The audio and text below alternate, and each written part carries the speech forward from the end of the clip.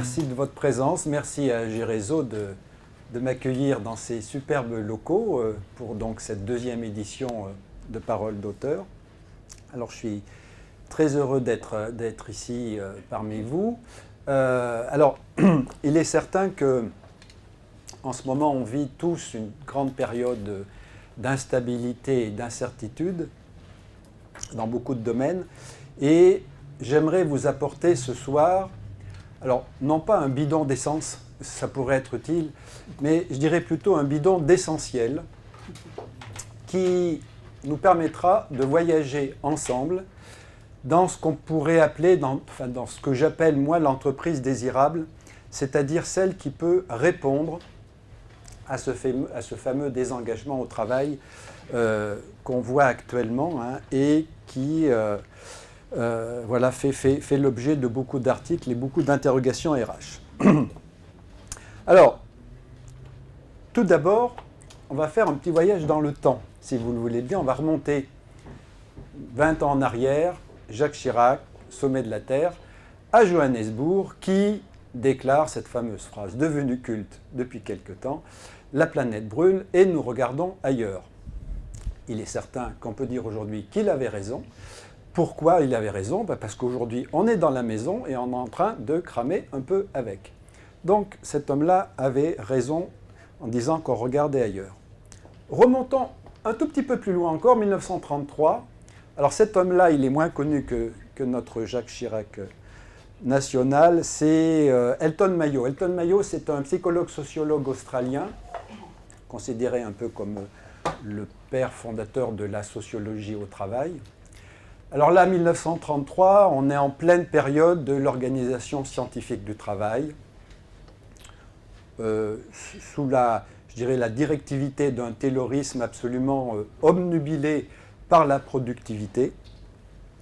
Et là, en fait, cet homme-là prévoit aussi qu'on regarde ailleurs et il nous dit attention, la manière dont nous sommes en train d'organiser le travail, ça risque de créer des problèmes humains.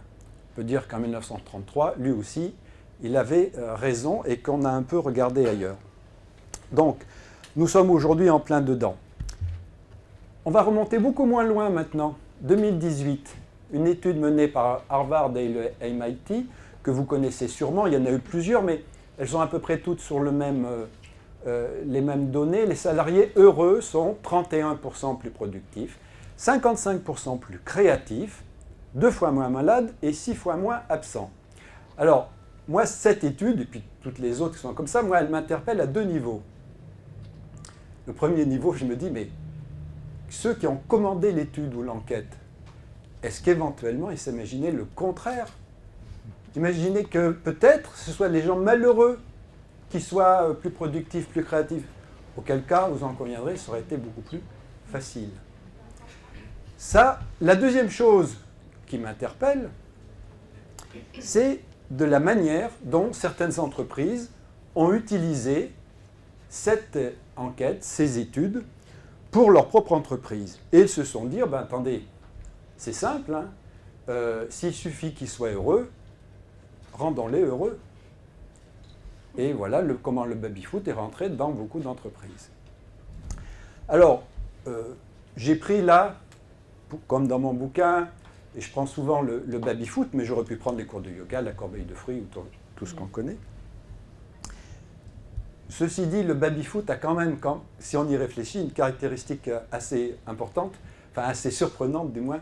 Quand vous imaginez ce jeu rentrer dans une entreprise qui a un management assez directif, assez rigide, ce jeu qui consiste quand même à faire tourner des petits bonhommes à la force du poignet, à toute vitesse, à tourner autour de vitesse, autour d'une barre fixe pour faire rentrer une petite balle dans un trou, bon, je me dis quand même, il y a des parallèles qui peuvent être des fois surprenants. En tout cas, ce dont on est sûr aujourd'hui, c'est que le baby-foot, ça ne suffira pas. Et on le voit, on peut même le dire, ça ne suffit pas, on le voit. Et je fais le parallèle avec la planète. Faire pipi sous la douche ne suffira pas non plus à sauver la planète. C'est bien, mais ce n'est pas suffisant. Alors, nous sommes restés sur ces éléments de surface. Et rester sur ces éléments de surface, c'est la preuve que nous sommes restés longtemps à regarder ailleurs et que qu'est-ce qu'on a vu arriver dans nos entreprises? Eh bien d'abord le désengagement, qui revient aujourd'hui à la mode avec TikTok, avec le quiet quitting, mais qui existe depuis quand même pas mal de temps, l'épuisement avec la multiplication des burn-out, et puis aujourd'hui avec la grande démission où les gens qui s'en vont de l'entreprise, même pas pour trouver un autre boulot, on est arrivé à jeu full camp.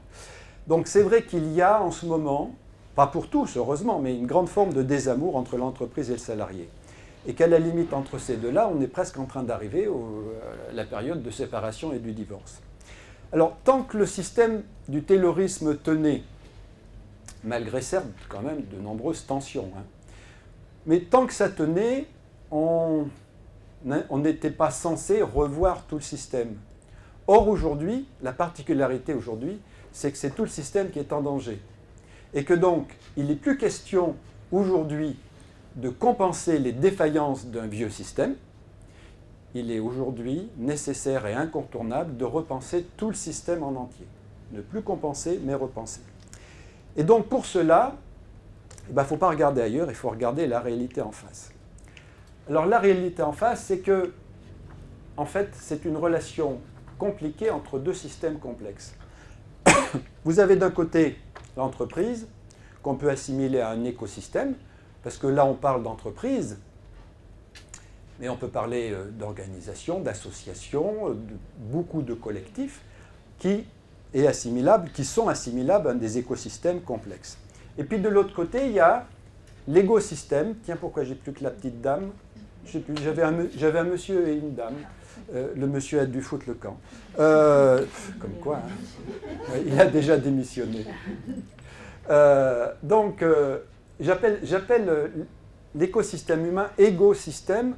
Alors, non pas exclusivement par son côté égoïste, encore que, mais surtout par son côté que l'humain a besoin a des besoins qu'il est nécessaire de satisfaire. Et que donc, entre ces deux systèmes, la relation, aujourd'hui, c'est un peu du « je t'aime, moi non plus ». Parce qu'en fait, les deux systèmes pensent la même chose l'un de l'autre. Si je pouvais m'en passer, ça serait quand même beaucoup mieux. Et que donc, la relation entre ces deux systèmes, aujourd'hui, doit dépasser la contrainte nécessaire pour aller vers un désir d'avoir une relation ensemble. Alors, pour ça, on va aller regarder un peu plus près cette fameuse relation. Alors là, moi j'aime bien utiliser ce triangle que j'appelle HTE, humain, il est revenu, humain, travail, entreprise. Donc dans cette relation, vous voyez qu'en fait, il a une particularité, c'est que c'est une relation à trois. Une relation à trois, c'est toujours un peu compliqué. Et que dans cette relation à trois, vous avez deux formes deux catégories de liens. Ces deux-là, que j'appelle plutôt les liens opérationnels, où d'un côté, vous avez l'entreprise qui fournit un travail, des moyens, des ressources, et évidemment une rémunération, et de l'autre, un humain qui, lui, va fournir trois choses principales: ses compétences, son temps et son énergie. Et en fait, cette relation-là, elle n'est pas si désirable que ça.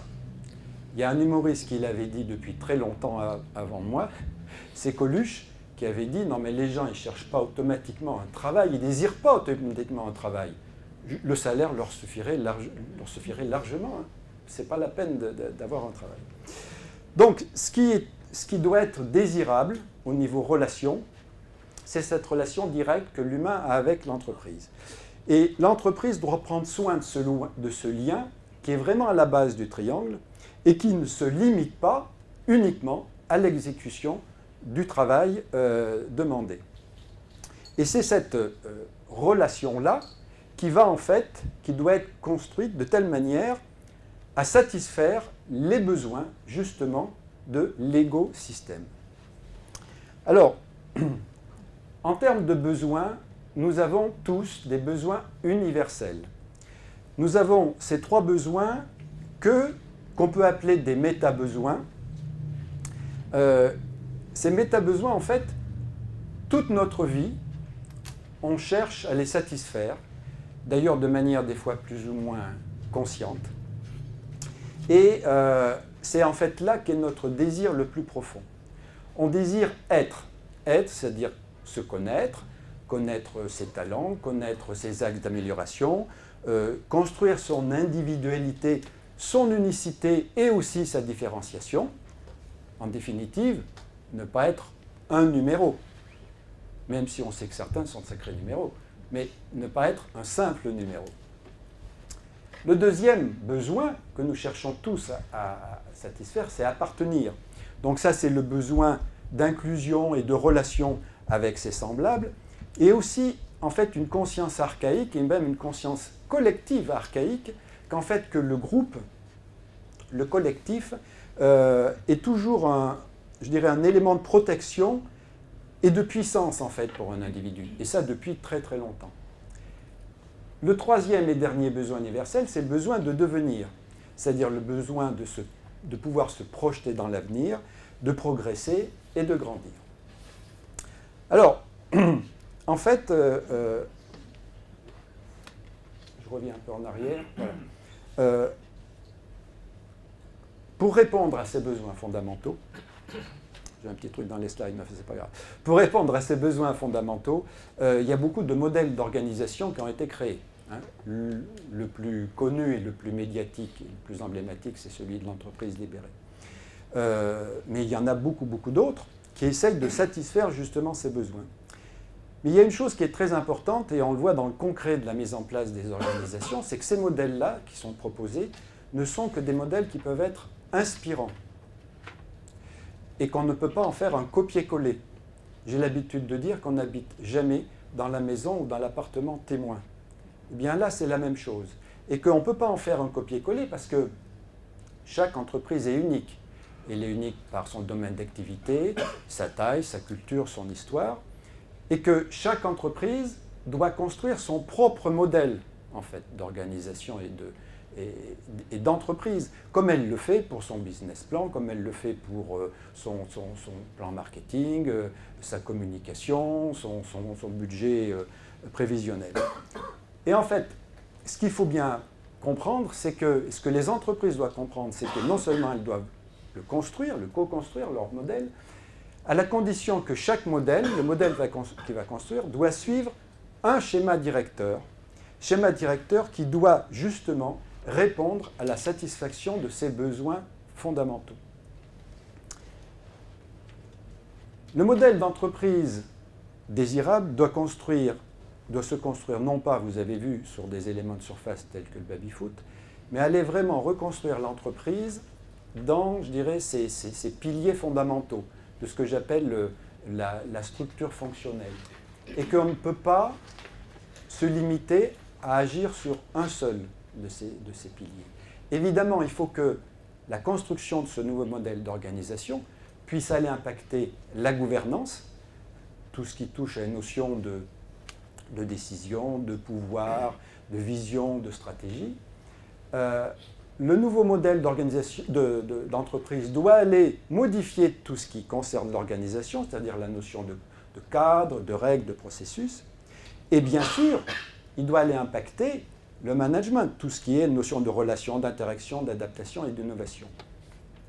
Et là, je fais une parenthèse spécifique sur le management, c'est que beaucoup de modèles, sûrement que vous connaissez, ont une focalisation, je trouve, un peu trop marquée et des fois unique sur le management.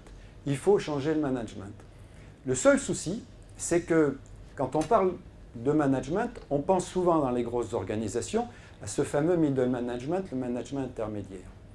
Or, il faut savoir que celui-là, et vous le savez, il est intermédiaire, justement, et il est excessivement contraint par l'organisation et par le pouvoir de la gouvernance. Et donc, ce qui est très, très important, c'est de se dire, OK, je vais reconstruire un modèle d'entreprise qui m'est propre, mais attention, ce modèle d'entreprise doit aller impacter ces trois piliers et que je ne peux pas me contenter d'un seul ou un peu de changement dans les organisations. Et malheureusement, ce que l'on voit, et pour ceux qui, comme moi, interviennent en entreprise, c'est que souvent, en tant qu'intervenant extérieur, la gouvernance nous dit « changez-la, hein. Changez-la ». Oui, mais il va falloir changer là aussi. Ah, c'est un peu plus compliqué. Non, non, il faut changer là aussi. D'accord ? Et que donc, le modèle de l'entreprise désirable, si je l'appelle comme ça, il doit être fait de manière systémique et holistique sur l'ensemble de ces trois piliers. Alors, autre chose aussi, c'est que on parle souvent, dans beaucoup de modèles d'entreprise, de l'expérience collaborateur. À l'image de l'expérience client en marketing, l'expérience collaborateur va retracer tout ce que peut vivre un collaborateur avec son entreprise depuis son entrée et jusqu'à sa sortie. Alors personnellement, moi je trouve cette notion, enfin la façon de parler de collaborateur, je la trouve un peu restrictive, voire un peu consumériste, voire un peu même trop scientifique.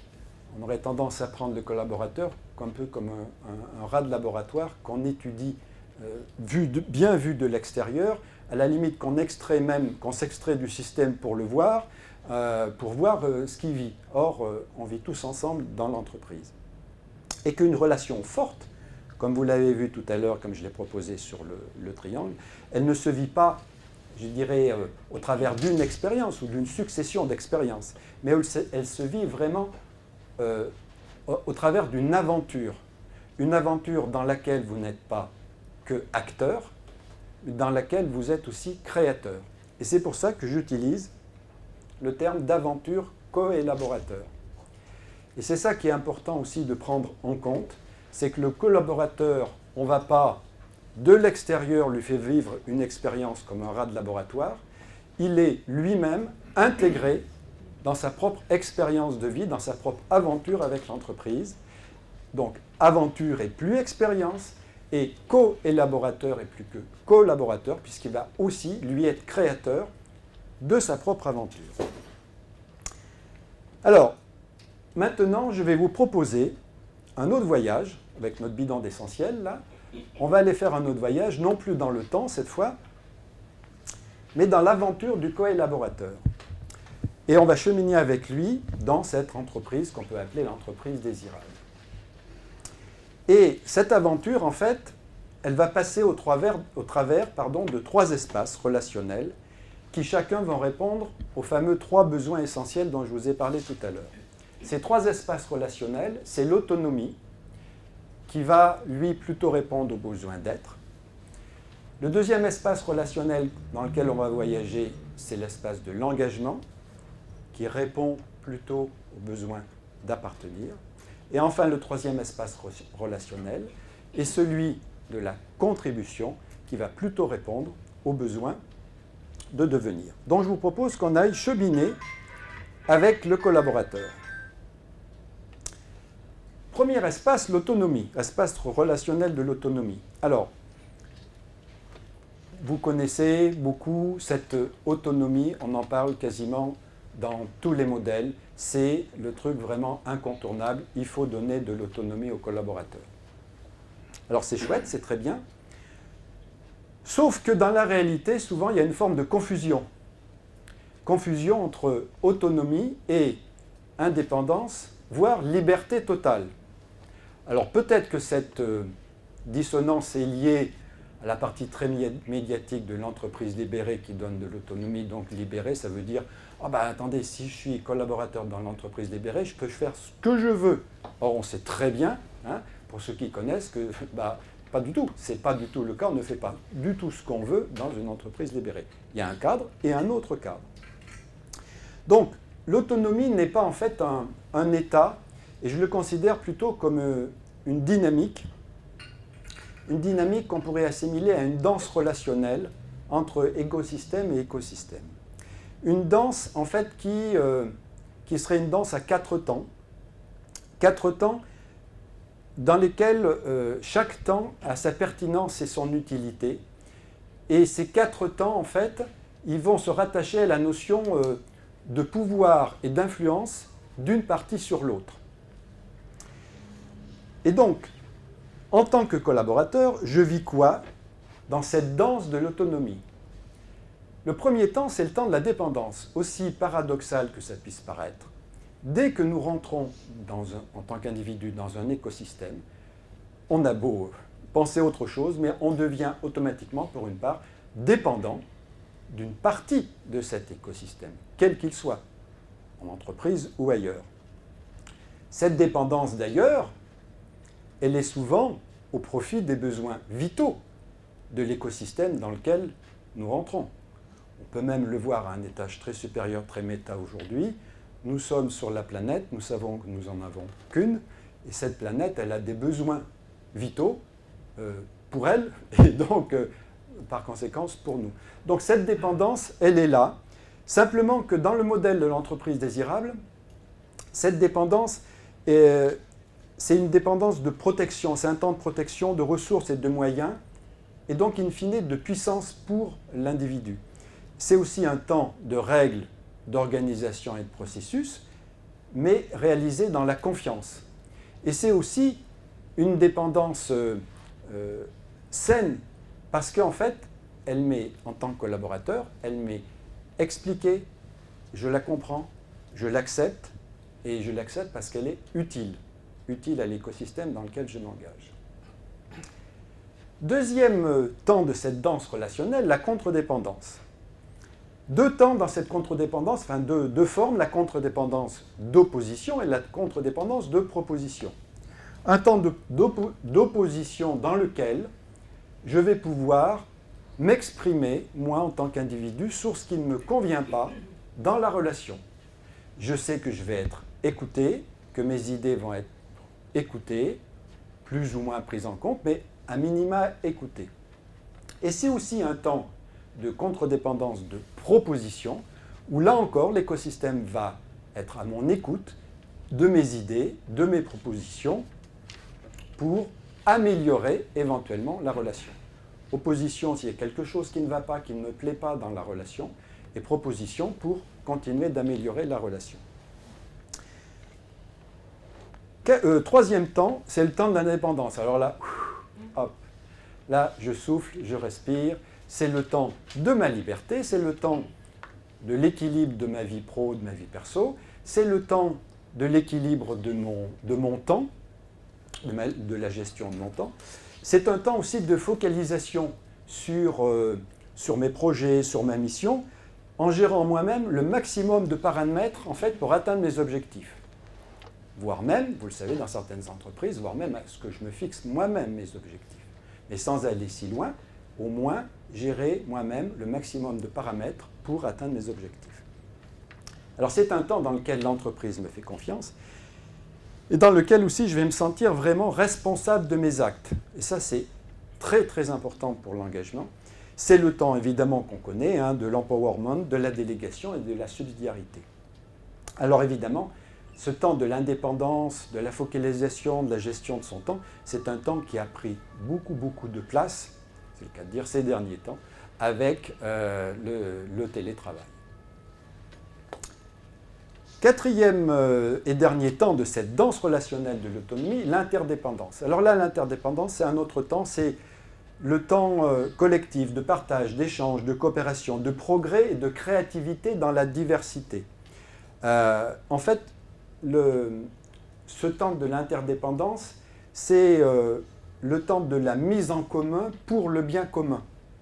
Et une expression que j'aime beaucoup qui dit que l'interdépendance, ce n'est pas le tous pareil, mais c'est l'unique ensemble. Je trouve que cette expression retrace bien ce qu'est l'interdépendance. Alors voilà, on dit souvent que la liberté se gagne et que l'autonomie se construit. Donc votre modèle d'entreprise désirable doit permettre de co-construire cette danse relationnelle à 4 temps, dans laquelle chaque temps est important, a son utilité, et qui va rythmer l'aventure et renforcer les liens entre l'écosystème et l'égosystème. Donc nous voici pour ce premier espace relationnel. Passons au deuxième espace relationnel, qui est celui de l'engagement, vous vous souvenez, qui va plutôt répondre aux besoins d'appartenance. Alors cette fois, je ne vous invite plus à faire une danse, c'est plus une danse, c'est plutôt un cheminement au travers d'un losange que j'ai figuré ici avec 4 étapes de ce cheminement, un peu comme une randonnée en forêt où il y aurait des bivouacs qui seraient installés. Et il y en a 4 aussi. Et donc ce cheminement, c'est ce que va vivre véritablement le collaborateur dans un temps de l'action et de l'interaction avec son écosystème. Donc les 4 étapes, les voilà. On va commencer par la première, maîtrise et confiance. Ça, c'est le premier bivouac. Je ressens de la maîtrise parce que je ressens que je suis, en tant qu'individu, la bonne personne, au bon endroit, au bon moment, pour être vraiment un créateur de valeur pour mon écosystème, que ce soit par mes compétences, mes expériences ou mes talents, et que ce soit au moment de mon recrutement ou tout au long de l'évolution de mes postes, de ma carrière dans l'entreprise. Et ça, on le voit, beaucoup de problèmes RH sont des fois cette dissonance entre la perception que les gens ont de leur poste et le fait qu'ils soient véritablement créateurs de valeur. Est-ce qu'ils sont vraiment à la bonne place ou est-ce que ça a été par d'autres phénomènes qui se sont trouvés à être là. Et la deuxième chose, c'est la confiance. Alors évidemment, la confiance en moi, déjà, parce que justement, je suis la bonne personne au mon endroit et que j'ai de la maîtrise, mais aussi confiance dans les valeurs et les engagements portés par mon entreprise, alors évidemment au travers de la marque employeur, mais portés aussi par ce que j'appelle la promesse employeur. La promesse employeur qui est surtout, je dirais, autour du contrat de travail, mais aussi au niveau des moyens et de ressources mis à mes dispositions pour que je sois en sécurité et pour faire aussi du bon travail. Et évidemment aussi, si je m'engage dans cette entreprise, c'est aussi parce que j'ai le droit à l'erreur qui va me donner la permission de proposer, d'innover et de tester. Deuxième étape de cet engagement, reconnaissance et croissance. Alors là, je reçois, en tant que collaborateur, je reçois de la reconnaissance de ce que je fais, mais aussi de qui je suis. Reconnaissance évidemment par une politique salariale, il va de soi, juste et motivante, par une attention à mon équilibre de vie et par un management de proximité avec du feedback régulier.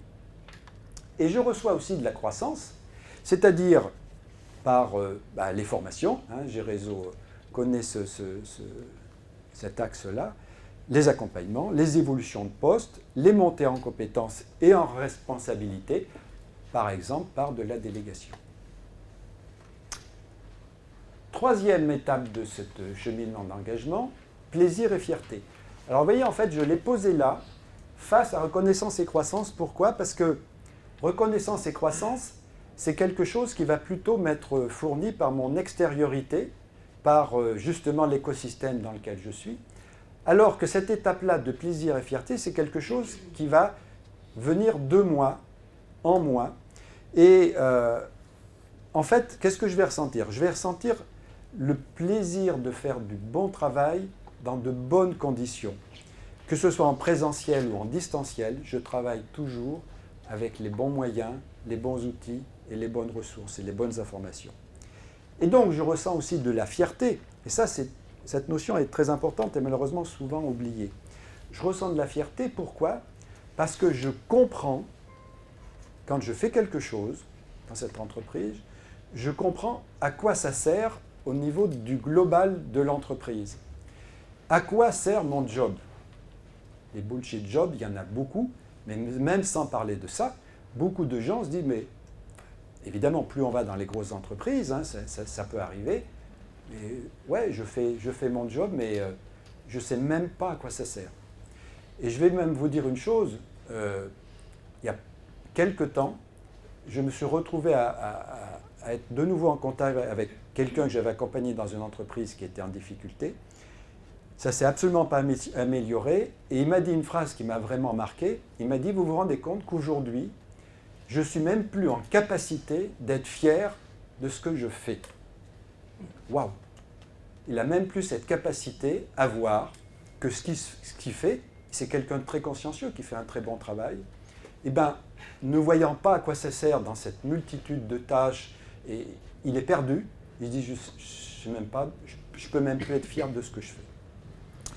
Et donc c'est cette visibilité qui, par la fierté, par le plaisir et la fierté, en fait va donner le sens de mes actions. On parle beaucoup de sens, le voilà l'émergence du sens. Je comprends ce que je fais, ça me fait plaisir et j'en suis fier. Faut pas chercher midi à 14 heures, il ne faut pas donner du sens, il faut donner de quoi le trouver, le sens. Et là, ils peuvent le trouver. Et donc, cette visibilité me donne le sens de mes actions, et donc je suis fier à la participation au projet et aux réalisations de mon entreprise. Ça, c'est un point extrêmement important. Quatrième étape, partage et coopération. Donc, dans cette aventure, je ressens l'envie de partager et de coopérer avec les autres acteurs et toutes les parties prenantes. Alors, évidemment, deux types de partage. Partage opérationnel, travail en équipe, les équipes transverses, les groupes projets, avec tous les outils d'intelligence collective. C'est cette envie d'agir ensemble. Et puis, il y a aussi le partage convivial, par les rencontres informelles, les moments festifs, les team building et autres. Et là, on peut y trouver le baby-foot. Là, le baby-foot a sa place dans le partage des moments conviviaux. Et puis aussi, il va ressentir, ce collaborateur, de la coopération. La coopération, c'est-à-dire, c'est ce qui va lui faire vivre sa capacité d'être solidaire, d'avoir de l'entraide. Dans cette aventure et dans cette entreprise, il n'a pas crainte ni de demander de l'aide et du soutien, ni d'en donner de l'aide et du soutien. Il a cette autorisation et cette capacité à faire vivre l'entraide et la solidarité entre tous.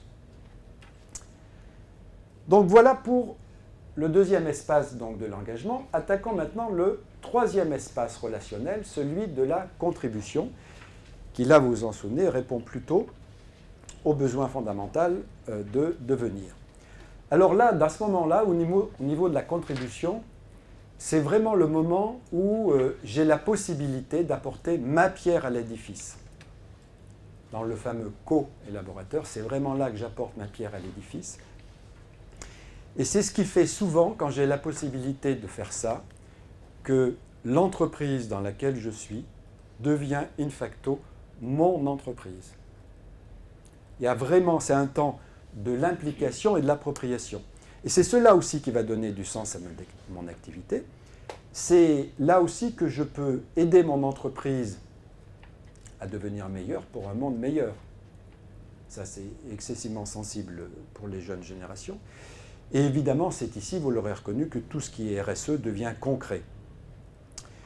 Je peux aussi, selon ce que souhaite l'entreprise et aller l'entreprise, je peux participer à la construction d'une entreprise à mission, d'une entreprise à impact, avec toute sa partie sociale, sociétale et environnementale. Et ça, c'est très important aussi parce que toute cette famille de RSE et tout ce qui est demandé aujourd'hui aux entreprises, qui n'est pas véritablement en lien avec leur production et leur cœur de métier, peut être vécu souvent comme une forme de contrainte supplémentaire. Ah, non seulement je dois fabriquer des boîtes de vitesse pour l'automobile, mais en plus, il faut que je participe à une politique RSE qui soit responsable. Eh bien ouais, mais là, c'est super parce que c'est un levier pour justement réengager les gens dans l'entreprise sur un autre point sensible que purement le travail.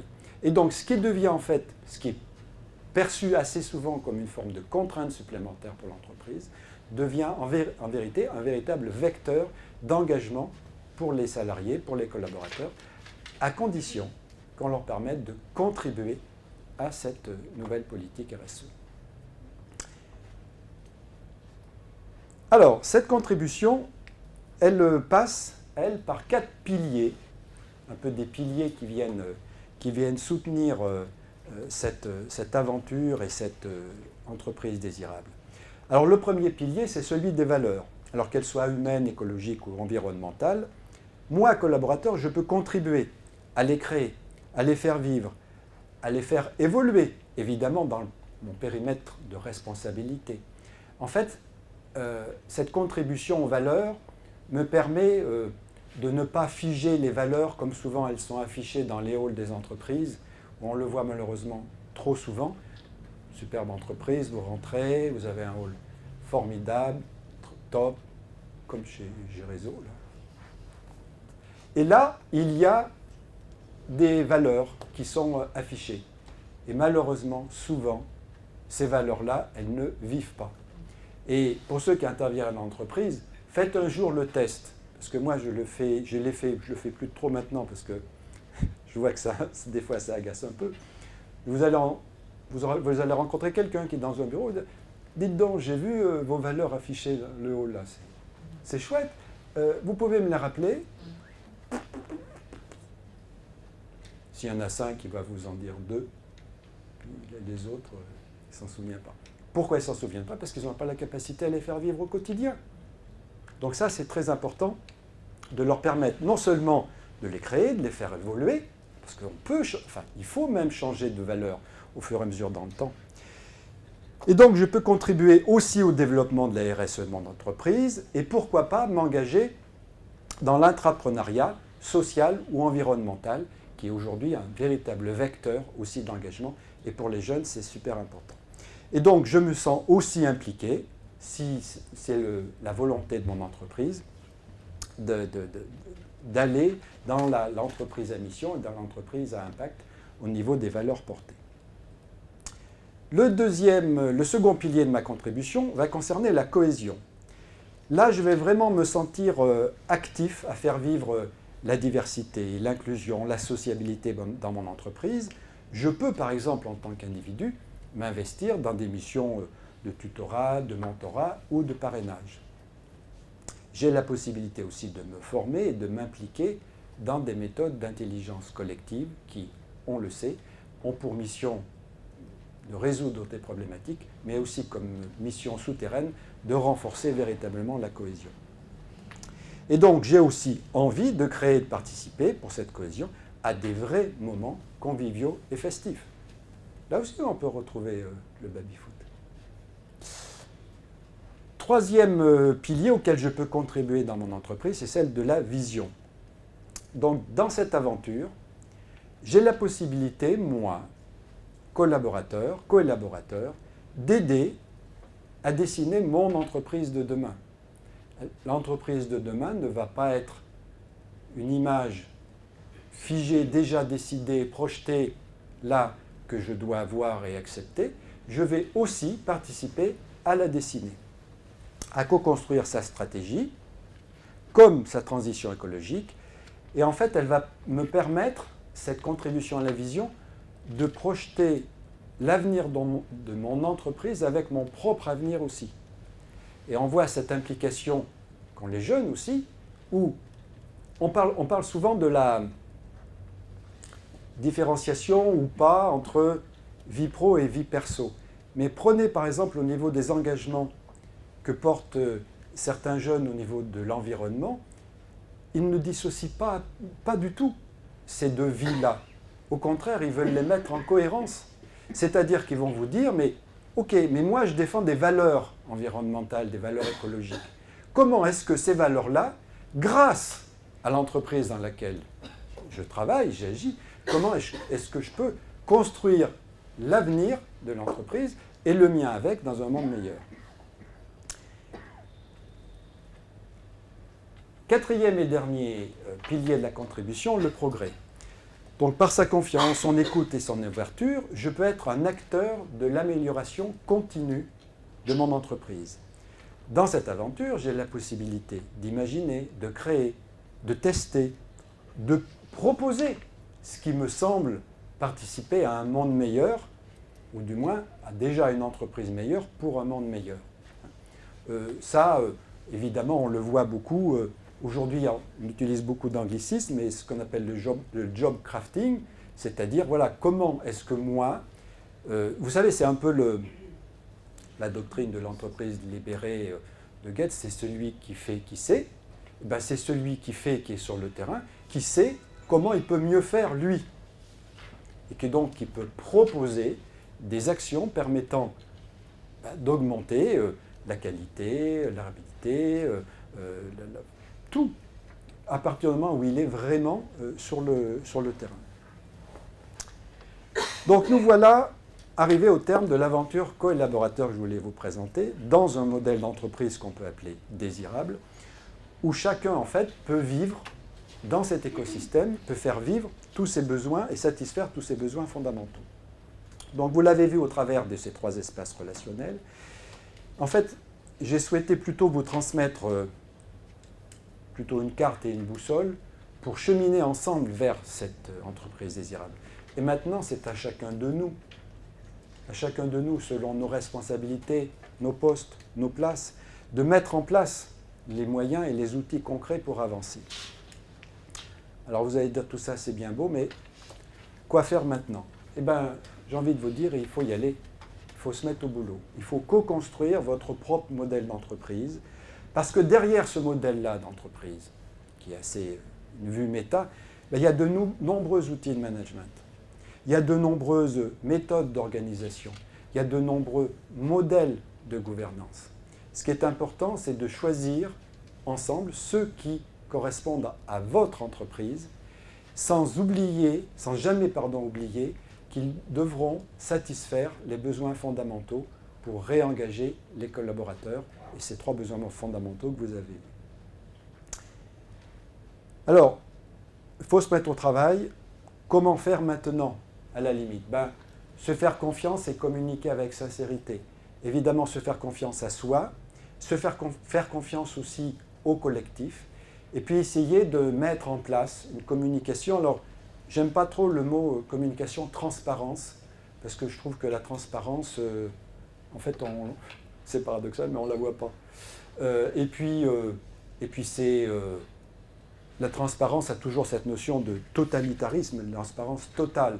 Et comme on sait que ce n'est pas toujours évident et ce n'est même pas toujours souhaitable, je préfère utiliser le terme plus humain de sincérité. Agir individuellement et collectivement, ça c'est excessivement important, cette prise de conscience, qu'on est un peu dans le tous pour un et le un pour tous. C'est vraiment, nous devons, nous, chacun, être un acteur, un créateur de cette nouvelle entreprise, à notre niveau individuel, et surtout et beaucoup aussi au niveau collectif.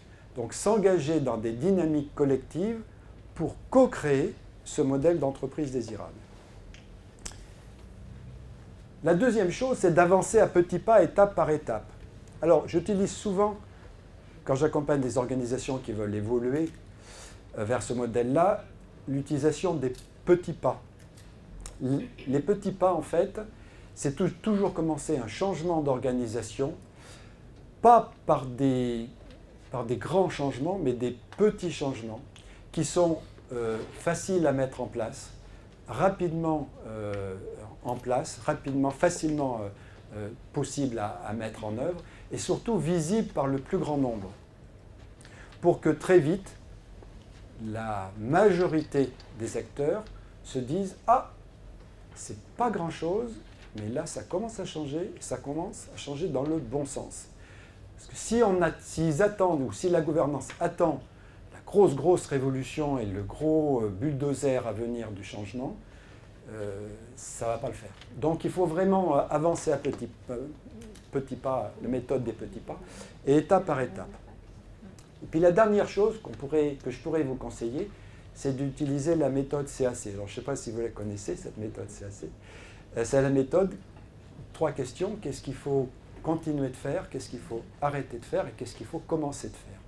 En fait, l'utilisation est relativement simple. Vous allez prendre aujourd'hui votre modèle d'entreprise et vous allez le comparer par rapport à ce modèle d'entreprise désirable et vous allez surtout voir en quoi votre modèle d'entreprise d'aujourd'hui satisfait ou pas, ou peu, ou pas assez, les besoins fondamentaux de vos collaborateurs. Et là, dans votre modèle d'entreprise, eh bien, je suis certain que vous allez trouver des points positifs. Ah, c'est super, ah oui, là on est bon. Ah ben surtout, il faut continuer de le faire. N'arrêtez pas, voire même renforcer ce point-là si vous pouvez le faire. Et puis quand vous comparez votre modèle, à un moment donné, oula, alors là, on est complètement en dehors des clous, il va falloir arrêter voire commencer de diminuer. Par la méthode des petits pas, commencer d'arrêter. Un exemple que je donne souvent, un petit peu moins de reporting de temps en temps, un peu plus de confiance. On me demande plus encore reporting qu'une fois par mois. C'est super. Avant, c'était une fois par semaine. Et puis, donc, ce qu'il faut arrêter. Et puis, vous allez regarder votre modèle. Et puis, il y a des choses que vous ne faites pas du tout. Il faut commencer à les faire. Ah oui, ça on ne le faisait pas. Ça peut être plein de choses dans ce que je vous ai dit. L'intrapreneuriat, le tutorat, le parrainage, peu importe. Derrière, il y a plein d'outils que vous pouvez mettre en place. Le tout est de vous dire, qu'est-ce que je peux faire dans mon entreprise, moi, à mon niveau, qui va justement aller vers ce modèle-là d'entreprise désirable et la satisfaction des besoins fondamentaux. Alors, si nous avons conscience depuis quelque temps qu'il est important de remettre l'humain au cœur de l'entreprise, je pense que l'entreprise désirable, c'est mettre l'entreprise dans le cœur de l'humain. Là encore, vous voyez la différence par rapport un peu comme à l'expérience et l'aventure. Aujourd'hui, ce désamour qu'il y a un peu entre salariés, collaborateurs et entreprise, c'est parce que peut-être il n'aime plus assez l'entreprise et qu'il faut lui faire aimer l'entreprise. Et donc, c'est certain que dans tous les processus, et vous êtes nombreux sûrement dans le domaine RH, où vous avez cette vigilance, et tant mieux, attention à l'humain, remettons l'humain au centre de notre organisation, super. Et si on pouvait aller l'étage supérieur, où c'est l'organisation qui plaît à l'humain et qui vient dans le cœur de l'humain, et en fait, j'ai envie d'être dans cette entreprise. Et c'est par cette action que chacun aura envie d'entrer dans l'entreprise, d'y rester, de contribuer, voire aussi d'en être un ambassadeur au niveau de sa marque employeur, et donc d'être vraiment fidèle à son entreprise par rapport au problème de la grande démission. Et en fait, l'entreprise désirable, c'est, je dirais, la dernière chose que je vais vous dire ce soir, c'est faire de votre entreprise la plus belle des aventures humaines. C'est peut-être un peu ambitieux, mais je pense sincèrement que le jeu en vaut la chandelle et qu'aujourd'hui, il ne faut plus se dire les gens viennent dans mon entreprise pour faire le job que je leur demande. Non, ça ne suffit plus. Ça suffisait à une époque, hein. On s'en contentait. Mais aujourd'hui, ça ne le fait plus. Ok, je vais avoir un job, je vais avoir une mission, mais qu'est-ce que l'entreprise peut me permettre de faire autre chose? Et cette autre chose, c'est vraiment vivre une aventure relationnelle, une aventure aussi de progrès, de participation à un monde meilleur. Et ça, c'est vraiment important. Donc c'est ce que je vous souhaite, c'est de faire de votre entreprise une belle aventure humaine. Dernière chose, alors ça c'est un peu inédit en fait, il y a 15 jours, j'ai fait une conférence à Marseille et je l'ai fait avec l'aide d'une facilitatrice graphique. Peut-être certains d'entre vous connaissent ce que c'est. Donc c'est une dame qui, entre autres, là c'est une dame, c'était un monsieur, hein, qui dessine, qui illustre la conférence. Et j'ai trouvé super parce que, vous voyez, je vous transmets des idées avec des mots, des choses comme ça. Et c'est des fois un peu difficile de se projeter dans quelque chose un peu d'abstrait. Et que le dessin, l'illustration, le permet vraiment. Et j'ai tellement été époustouflé et puis surpris, et puis enfin agréablement surpris par cette fresque, que j'ai voulu vous la présenter ce soir. Donc voilà, l'entreprise désirable, c'est maintenant, c'était le titre de la conférence à Marseille. Et je vous la laisse regarder. Alors il y a peut-être des choses qui sont un peu petites pour le slide là, mais c'est excessivement parlant parce qu'on retrouve bien l'ambiance de tout ce que je vous ai présenté. Hein. Il y a le feu, on regarde un peu ailleurs, le bonheur, productivité avec le fameux baby-foot, et puis le petit bonhomme qui dit là, mais en fait, ils n'ont rien compris. C'est ce qui est marqué dans le dessin. Et que voilà, moi, en tant que collaborateur, en tant qu'humain, j'ai 3 besoins fondamentaux et que mon bonheur, il est plutôt là, il est en dessous. Et que les modèles qui sont proposés ne peuvent être que des modèles inspirants. Donc, qu'est-ce que je peux faire? Je peux faire une aventure collaborateur avec le fameux triangle, on voit le triangle là. Le fameux cheminement de la danse de l'autonomie. J'adore les petits bonshommes là qui dansent ensemble, dépendance, contre-dépendance, interdépendance et indépendance. Le deuxième espace relationnel qui est l'engagement. Alors vous voyez, vous vous souvenez, comme c'était un peu une randonnée, elle a fait des petites tentes, comme ça, avec chacune des étapes. Et évidemment, le troisième espace relationnel qui est celui de la contribution, où la personne vient avec sa truelle et sa petite pierre construire l'édifice. L'édifice qui en fait va se trouver dans son cœur, même le cœur de l'humain. Voilà, je vous remercie.